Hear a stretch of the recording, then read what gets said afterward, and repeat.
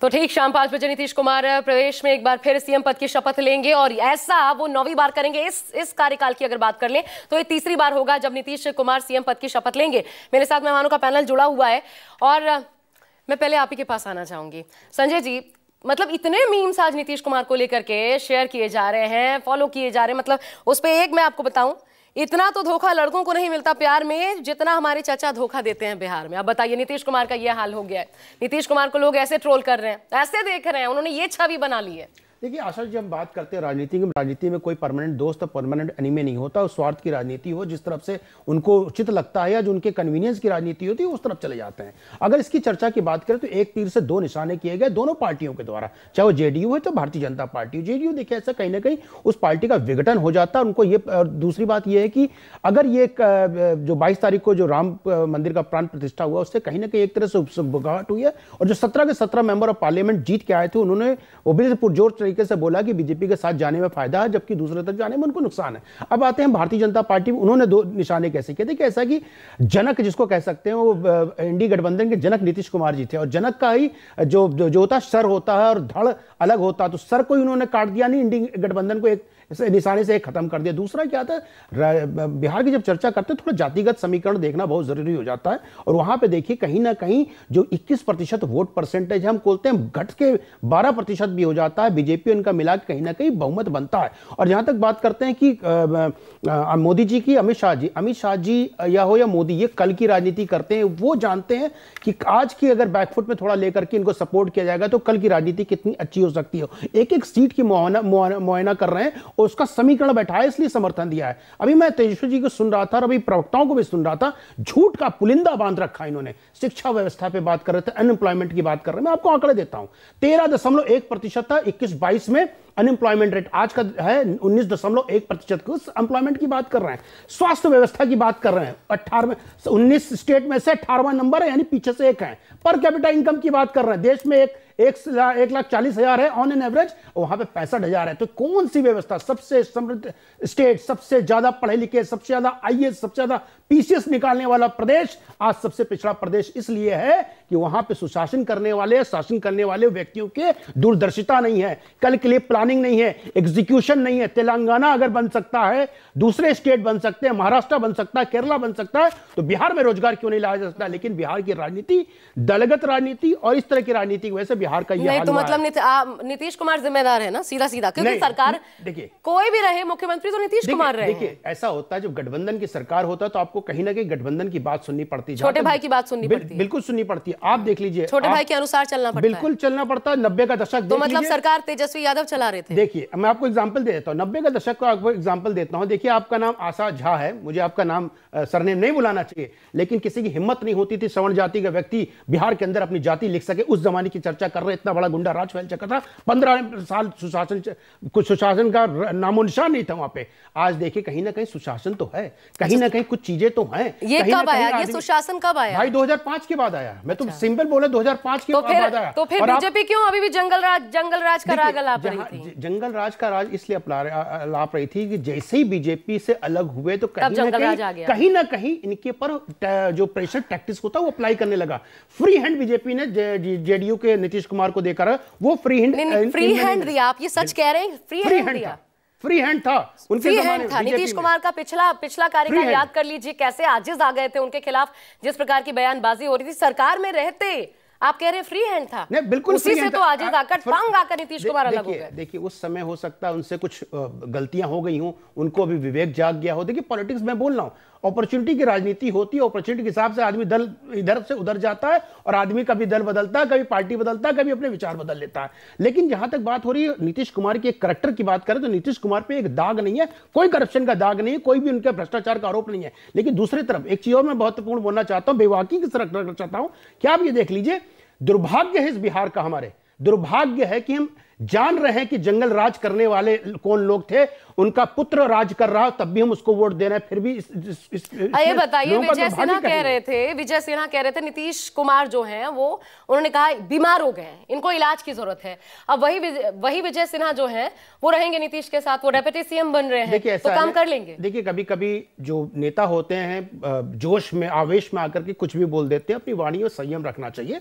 आदमी के आरोप लगाइए, उसकी विचारधाराओं पे आरोप लगाइए, कभी भी पर्सनल अटैक नहीं करना चाहिए। अभी हम बोल दें कि लालू प्रसाद जी बीमार हो गए या हम बोल दें मोदी जी बीमार हो गए, तो ये कहीं ना कहीं दुर्भाग्यपूर्ण स्टेटमेंट होता है, इससे हमें बचना चाहिए। संजीव जी, लेकिन बचे नहीं, ये भी बात सही है कि बीजेपी के नेता इससे नहीं बचे। गिरिराज सिंह तो लास्ट अंतिम तक क्या कह रहे थे कि एनडीए के दरवाजे हमेशा के लिए नीतीश के लिए बंद है, अब अचानक से उनके सुर बदले, इसलिए आप ये सारी चीजें खत्म कर लेते। देखिए, दरवाजा हमेशा बंद रहता है, जब आदमी नॉक करता तभी दरवाजा खोलता। जाड़े का मौसम चल रहा, दरवाजा खोलेंगे तो ठंड लग जाएगी। नॉक किया कि आपने नॉक किया, ये कौन जाने। संजीव जी, ये क्या भविष्य नजर आ रहा है, ये कितना मुश्किल होने वाला है इस नई सरकार का? देखिए आशा, अभी आप बात कर रहे थे तो ये कंफ्यूजन साफ दिखाई दे रहा है कि उनके चाहने वाले को समझ में नहीं आ रहा है कि हम तारीफ करें या शिकायत करें। पहली बात तो ये कि नीतीश कुमार जी को कभी भी बहुमत नहीं दिया गया था, लोगों ने मैंडेट नहीं दिया था कि आप सरकार, वो इस बार इस विधानसभा में तीसरी बार वो भले मुख्यमंत्री बन रहे हो, लेकिन वो 3 पार्टियों में सबसे निचले नंबर पे आते हैं। वो अपनी राजनीतिक प्रबंधन कुशलता की वजह से वो मुख्यमंत्री की कुर्सी पे काबिज हो जाएं, ये अलग बात है। दूसरी बात ये कि वो मुख्यमंत्री यहाँ भी थे और वहां भी मुख्यमंत्री बने। बिहार की जनता ये तो जानना चाहेगी कि आखिर आदरणीय नीतीश कुमार जी को ऐसा क्या मिला भारतीय जनता पार्टी में जाने।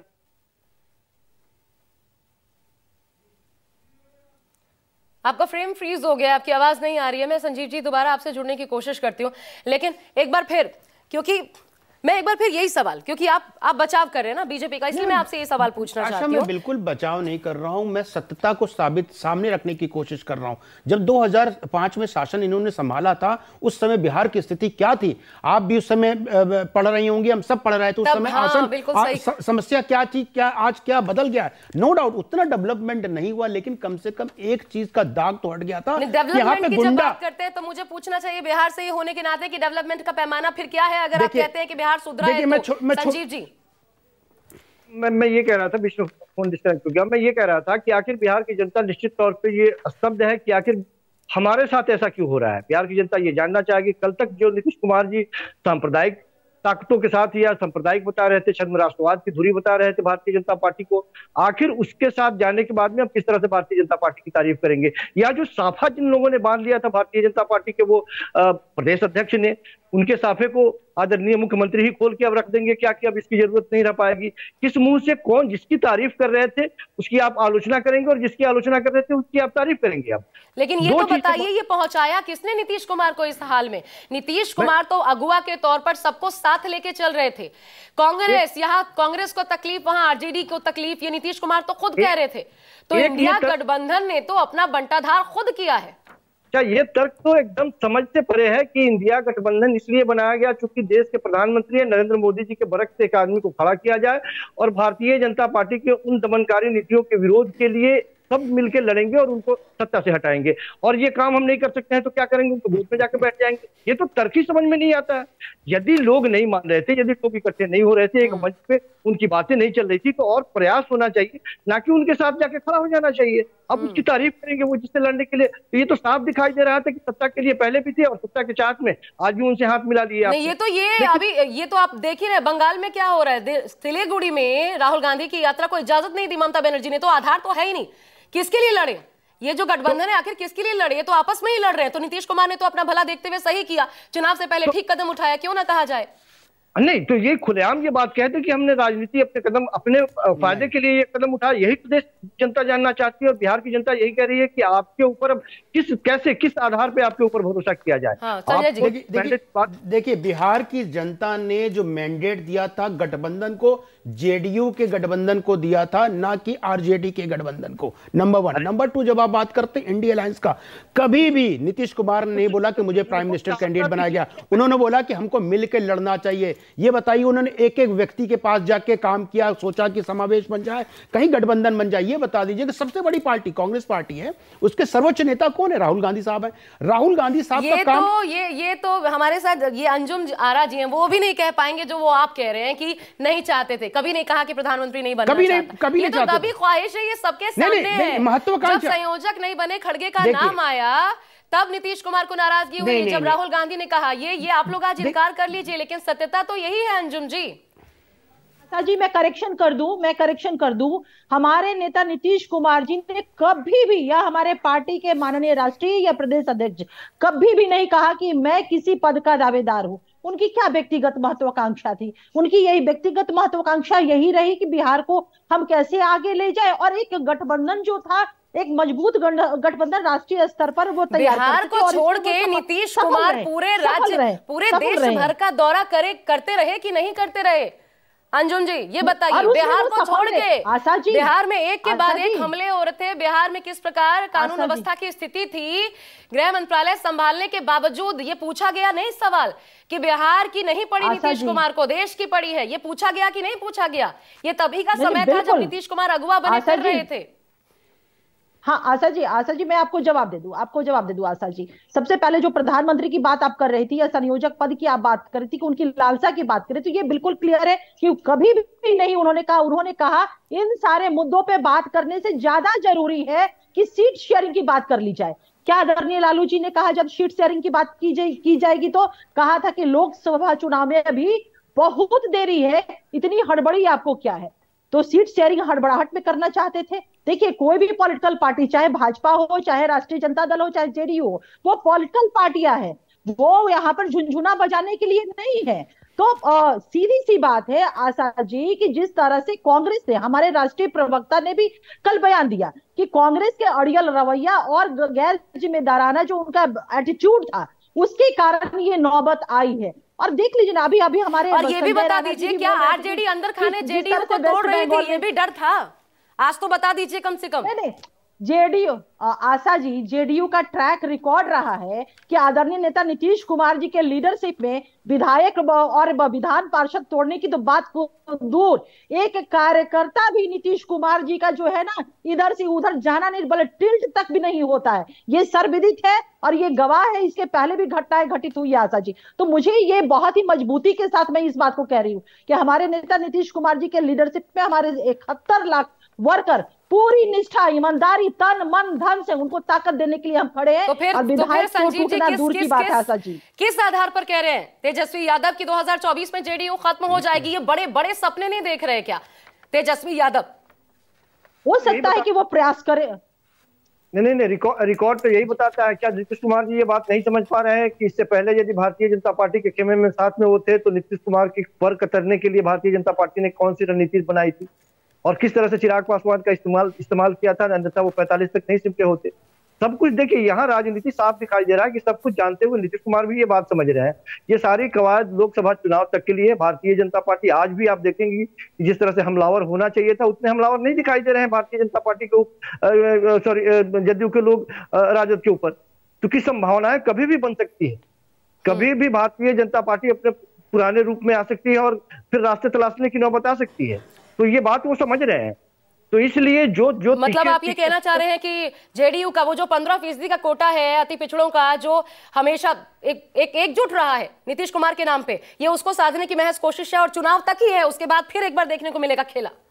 ये साफ दिखाई देता है। भारतीय जनता पार्टी आखिर जदयू को क्यों मजबूत करना चाहेगी बिहार में वो अपने शासन के लिए, हम सीधी सी बात है, चाहे वो राजद की बात हो, जनता पार्टी के कार्यकर्ताओं की बात हो, सबसे ज्यादा दंश उसे किस बात का सालता रहा है? सबसे बड़ी पार्टी होने के बावजूद भी हम उस पार्टी के मुखिया के पीछे चल रहे हैं और दोयम दर्जे के पार्टी के तौर पर रह रहे हैं। जो हमसे छोटा है वो मुख्यमंत्री है और हम पीछे हैं। यही तो दर्द है ना, और इसी दर्द को खत्म करने की कवायद जारी है। तो जो पार्टियां बड़ी है, पूरी राजनीति को पूरा करने दीजिए, जल्दी पूरा कीजिए संजीव जी, जल्दी पूरा कीजिए संजीव जी। मैंने यही कहा कि जो पार्टियां जिसके साथ वो जा रहे हैं, भारतीय जनता पार्टी मजबूत करेगी अपने आप को या नीतीश कुमार को मजबूत करने जाएगी बिहार में? तो ये बताइए ठीक है संजय जी, बताइए, चिराग पासवान जो अभी भी कह रहे हैं कि नीतियों का विरोध है, उनको भी साथ लेके चलना है भाजपा को, यहाँ नीतीश कुमार को भी, और चिराग पासवान क्या आरोप लगाए थे? चिराग पासवान ने कहा था कि हमारी पार्टी को खत्म करना चाहते थे। ये एक म्यान में दो तलवारें कैसे रहेंगे? देखिए और कितना इंपॉर्टेंट है कि चिराग पासवान की भी पार्टी को साथ रखना।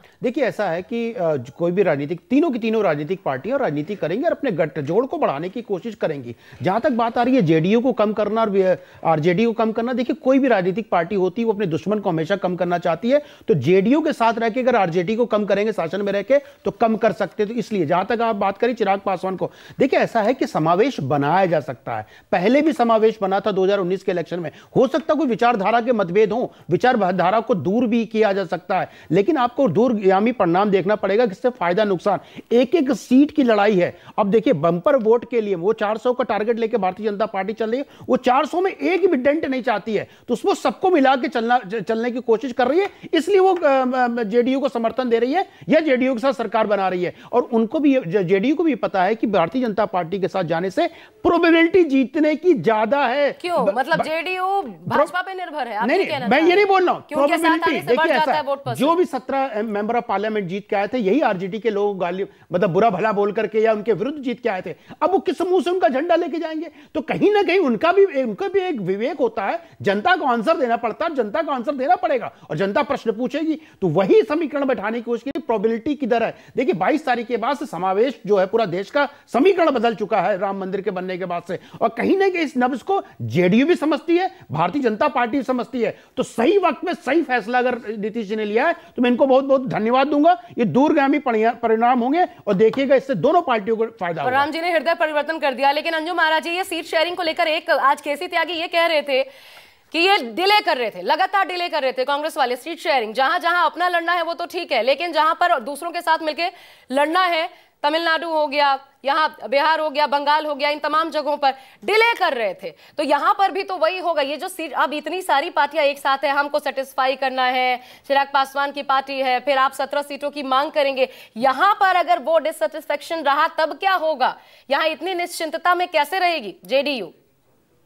नहीं आशा जी, मुझे लगता है कि ये तमाम पॉलिटिकल दल जो एनडीए में हैं वो कहीं कोई ना इत्तेफाकी नहीं होगी। और आपने देखा कि जिस तरह से ये सारी चीजें तय हो गई। और आपको क्या लगता है कि आज जो हमारी नई सरकार गठन होने जा रही है वो आगे की रणनीति को लेकर के बातें नहीं हुई होंगी? निश्चित रूप से सारे मुद्दों पे अंडरस्टैंडिंग बन गई होगी और कहीं कोई दिक्कत नहीं है। और अंत में मैं आपसे एक बात कहूंगी कि देखिए, हम लोगों ने जो दल को छोड़ा है तो एक साहिर लुधियानवी साहब का शेर मुझे लगता है कह देना चाहिए कि जो अफसाना जिसे अंजाम तक ले जाना हो मुश्किल, उसे एक खूबसूरत मोड़ दे करके छोड़ देना ही। अरे बिहार पूछ रहा है कितनी बार, लेकिन कितनी बार बिहार पूछ रहा है कितनी बार?